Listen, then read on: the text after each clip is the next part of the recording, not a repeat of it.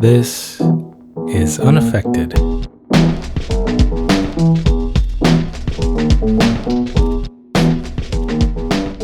Welcome to Unaffected, a podcast that offers a curated look at some obscure, forgotten, and neglected singers of the mid-20th century.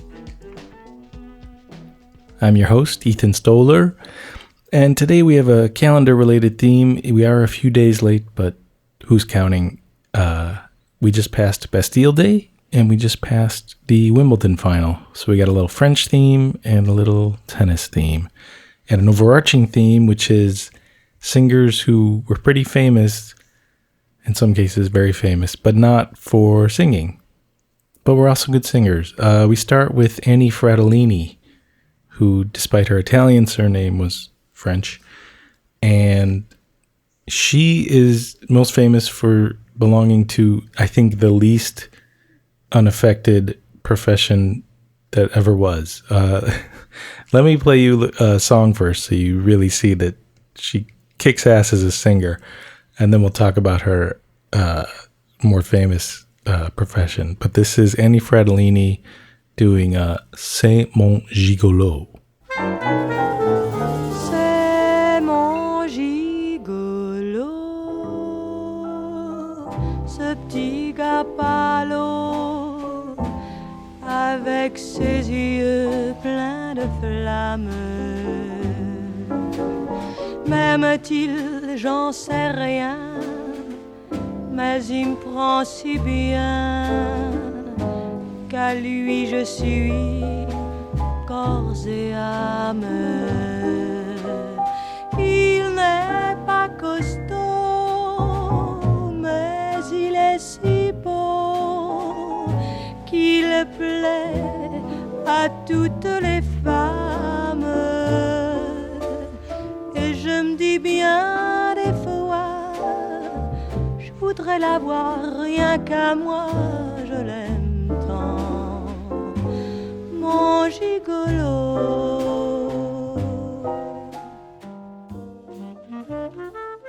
Okay, I'll give you till the end of this song to try to think of what the least unaffected profession might be. And I think you can only really come to one conclusion because there's really only one answer. Nothing in her singing will lead you to the answer. Just think real hard. What could it be? And I'll see you at the end of the song. C'est mon gigolo, ce petit gars palo, avec ses yeux pleins de flammes. M'aime-t-il, j'en sais rien, mais il me prend si bien qu'à lui je suis corps et âme.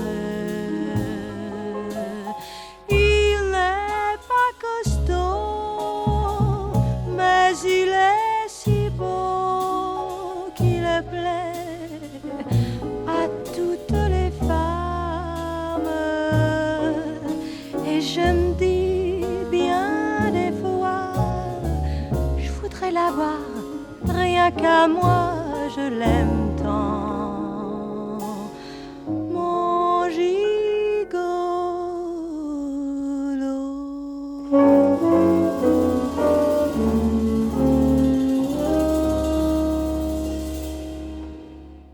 All right, do you have your answer? If this were a Family Feud question, name the least unaffected profession, it would have to be one of those questions with like triple the value at the end of the show, where there's only 2 or 3 answers, because there's really only one answer. I can't even think of another contender. It's clown. She was a clown. Annie Fratellini was a clown. She came from a long lineage of clowns, actually. She was, I think, 4th generation clown. She was born, her parents were like traveling the world. She was born in Algeria in like a circus basket, whatever, or something, whatever that is. And in an ironic twist on the old cliche, Annie Fratellini actually ran away from the circus when she was 18. She was rebellious. She was a really accomplished musician. She played several instruments. So she left the circus and formed a Dixieland jazz band, I guess, before kind of settling into her career as a singer. And as you heard, there's nothing clownish or clown-like about her vocals.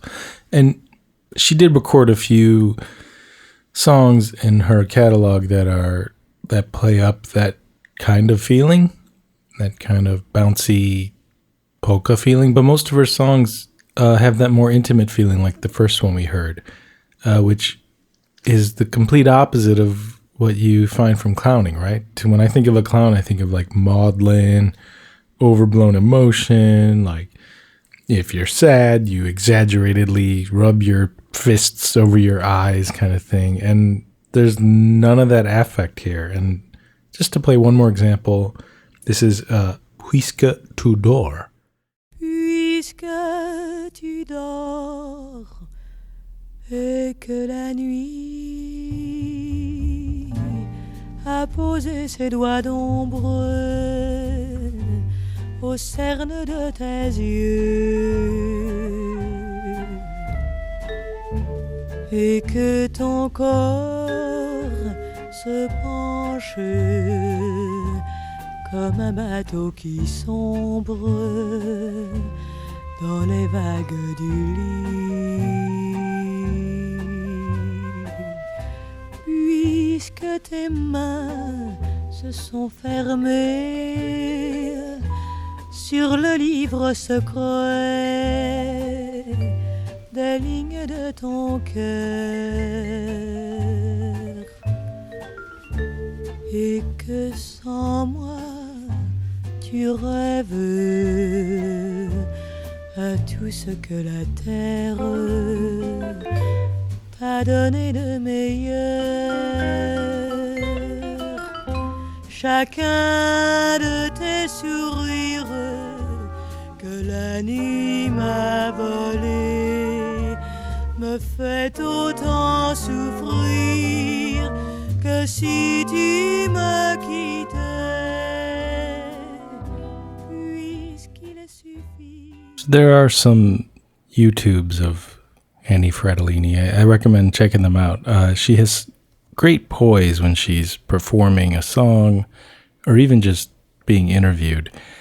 And you can tell she just has that performance gene in her bones. She did go on to have a successful acting career, including she was in a film, Zazie dans la métro, directed by Louis Malle, among others, all through the 60s. She didn't record that much in the 60s and eventually did return to her roots, her clowning roots. She went back to clowning and then did open a very prestigious, can you say that about a clowning academy? Clowning academy. Very respected for the field.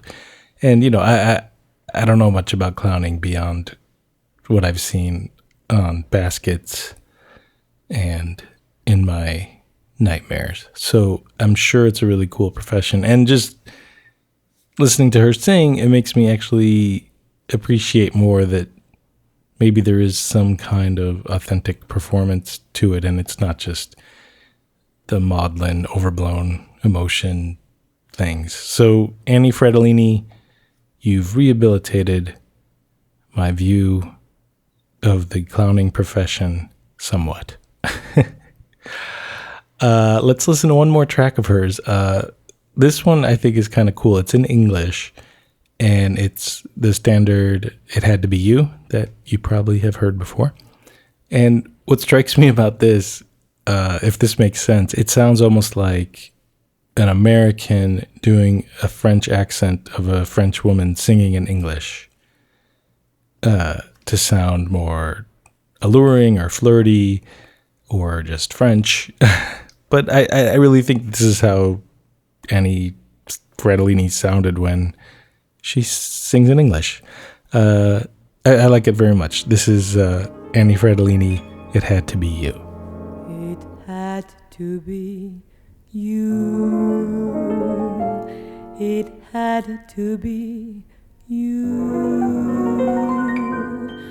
I wandered around and finally found the somebody who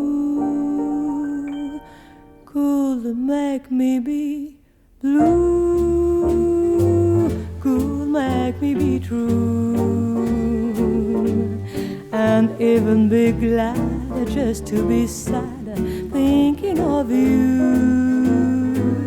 Some mothers I've seen, night never be mean, night never be cross, or try to be boss, but they I wouldn't do for nobody else. Give me a thrill, it's will all you thought. I love you still. It had to be you, a wonder for you. It had to be you.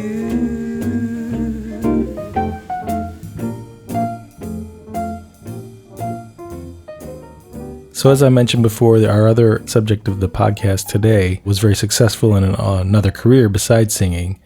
In fact, I think it's pretty safe to say she's the only subject of this podcast, past, future, present, who was once the recipient of a ticker tape parade in Manhattan. I'm speaking of Althea Gibson, who was a great athlete, and she was famous for being a tennis champion. She won Wimbledon in 1957 and 1958, and then later in her life became a professional golfer. But she was also a singer and a saxophone player. And apparently in the late 50s, being a tennis champion did not pay much, if anything. It was amateurs, and there were no big endorsement deals. So actually, she recorded this record for Dot Records in 1958, kind of to make money.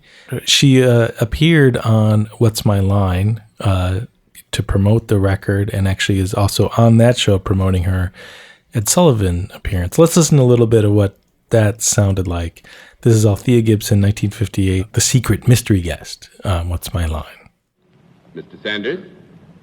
But are you principally a movie star? No. 1 down and 9 to go, Miss Francis. Well, are you in the theater? No. 2 down and 8 to go, Mr. Cerf. Would you say that your field was athletics of any kind? Yes. Miss Kilgallen. Have you been to England within the last few weeks? Yes. Miss Francis. Well, are you practically our best tennis player? Miss Althea Gibson? Yes.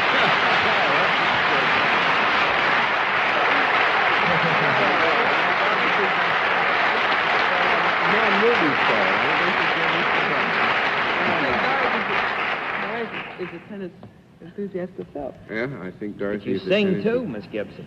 Yes, You I are do. in show business. Yeah, actually, you've started singing recently, making records, haven't you? Yes, I've recorded with Dot Records, John, and I hope it's doing well. So let's check out Althea Gibson's singing. This is the opening track on her album called Don't Say No. This one also actually features a little, one of the refrains in French, so ties back a little to Annie Fratellini.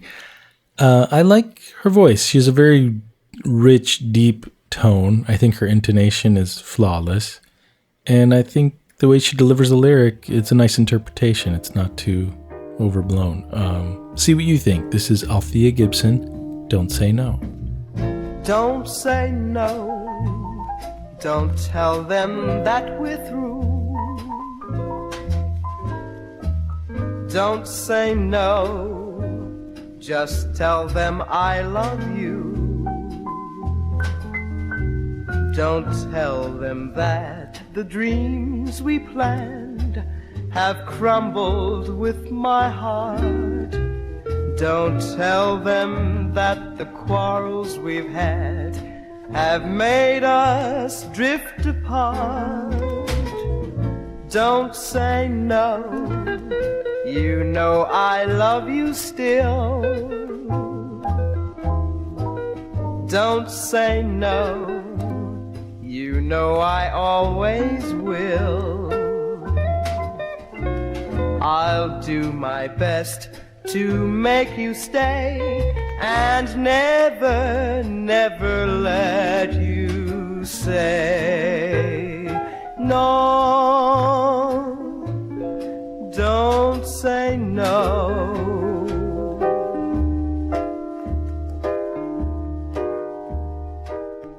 Althea Gibson was just one of those people who excelled at everything she tried. Athletically, of course, she had no peer in her prime as a tennis player, even though being denied certain advantages that white players had. For example, to qualify for the U.S. championships in the mid-50s, you had to accumulate a certain number of points during the season, but tournaments that you were able to accumulate the points at were often held at clubs that were restricted, where she couldn't even set foot. So she didn't qualify. I mean, that's just madness. Yet through it all, she had grace and poise. In addition to her singing, she also had an acting career. She was in a film with John Wayne, where it took place during the Civil War, and she refused to speak in a cartoonish dialect. They didn't, unfortunately, give her a lot to do in that film. She's more of a reactor than an actor. This one record she recorded was not a success. She never made a second one. And by the end of her life, when her health was declining, she needed to rely on friends and associates to raise money for her to help pay for it. Thankfully, she had built so much goodwill that they were able to raise money for her. But still, I mean, this is a person who, should be like American royalty. And she did struggle financially at the end of her life. And we're thankful to have this one record she made. Let's listen to her rendition of Kurt Weill's September song. It's our second week in a row with a Kurt Weill track. This is Althea Gibson, 1958, September song. Oh, it's a long, long while from May to December, but the days grow short when they reach September, when the autumn weather turns the leaves to flame, and I haven't got time for the waiting game.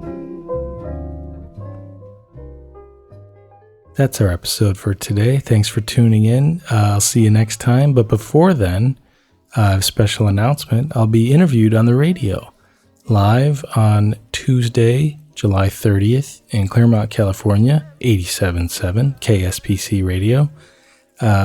And I think that definitely will stream live at that time. So it's 11 a.m. Pacific, 2 p.m. in New York, 1 o'clock for all my friends here in Chicago. So check it out. And the most exciting part is I'll be chatting with Franklin Bruno, who, in addition to being a great scholar and writer about music and a poet, he is one of the great living songwriters we have. And if you don't believe me, check out, there's an album that Jenny Toomey recorded of his songs. It's called Tempting. It's on Spotify and elsewhere. Just a brilliant songwriter, and it's real an honor to chat with him. We'll be talking about Unaffected singers and my podcast, and he knows more about songs than I think anyone I know, or at least as much. I might know more obscure singers than him, at least from 1955 to 1962. But check that out. That's July 30th. And I'll remind everyone via the website, unaffectedpod.com, Twitter and Instagram at unaffectedpod. And I look forward to seeing you then. Thanks for tuning in. Take care. And these few precious days I'll spend with you. These precious days I'll spend with you.